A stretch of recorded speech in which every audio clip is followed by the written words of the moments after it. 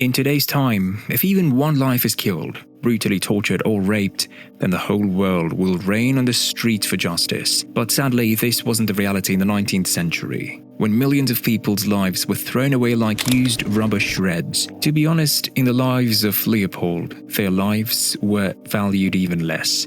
Today we're going to shed light on this dark chapter of history, the story of King Leopold II of Belgium, a man responsible for the deaths of over 10 million Africans. This is the story of the Congo and the atrocities committed under the guise of colonialism. In the 19th century, European powers engaged in what was called the Scramble for Africa. In the Berlin Conference of 1884 to 1885, the continent was divided among European nations, leading to colonization, exploitation, and the suffering of countless African people. King Leopold II, the ruler of Belgium, craved colonies to expand his influence and wealth.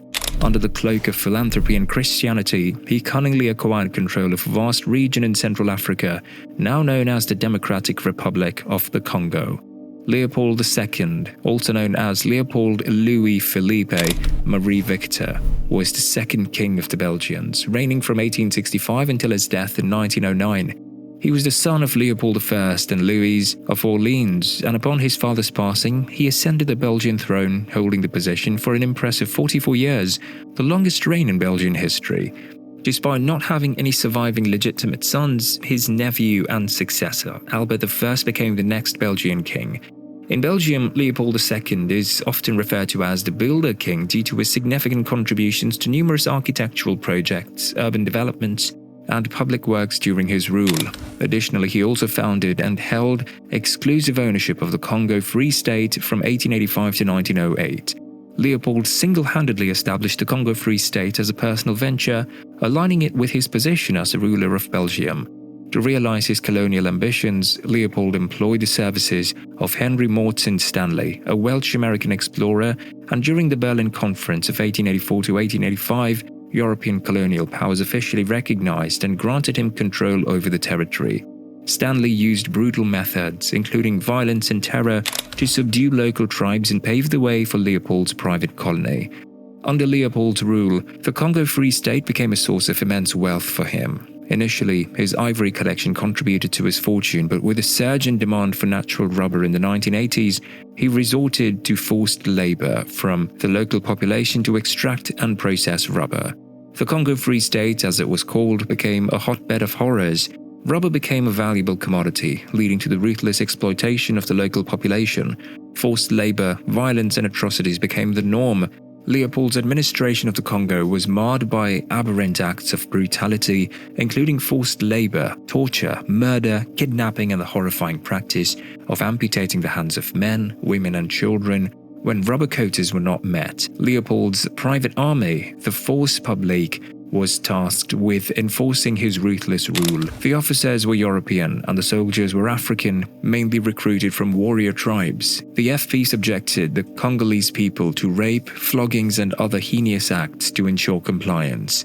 In 1890, George Washington Williams denounced these practices as crimes against humanity, a term rarely used at that time. Eyewitness accounts, investigations by international commissions, and the efforts of activists like Edie Morel and the 1904 Casement Report brought these appalling facts to light during Leopold's reign. Estimating the population changes during Leopold's rule in the Congo Free State has been challenging, but various sources suggest that the Congolese population declined significantly during that time. Estimates range from 1 to 15 million people.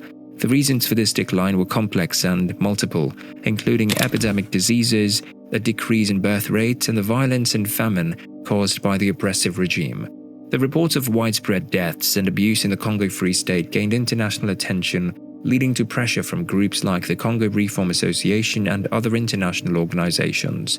In 1908, the Belgian government took over the administration of the Congo from Leopold, bringing an end to his rule. The territory was then reconstituted as a new entity called the Belgian Congo. Despite reports of atrocities from British and Swedish missionaries, Leopold's crimes were largely forgotten and he died without facing any consequences. The Congo finally gained independence in 1960, but the legacy of colonialism still haunts the nation. Divisions, instability, corruption, and an uncertain future plague the Democratic Republic of Congo to this day. The story of King Leopold II on the Congo is a stark reminder of the horrific consequences of unchecked colonialism. Well, that's it for today. As always, thank you for watching, and we hope that this video has shed some light on a forgotten piece of history. Remember to like and subscribe for more such content. Thanks for watching the video, and we'll see you at the next one.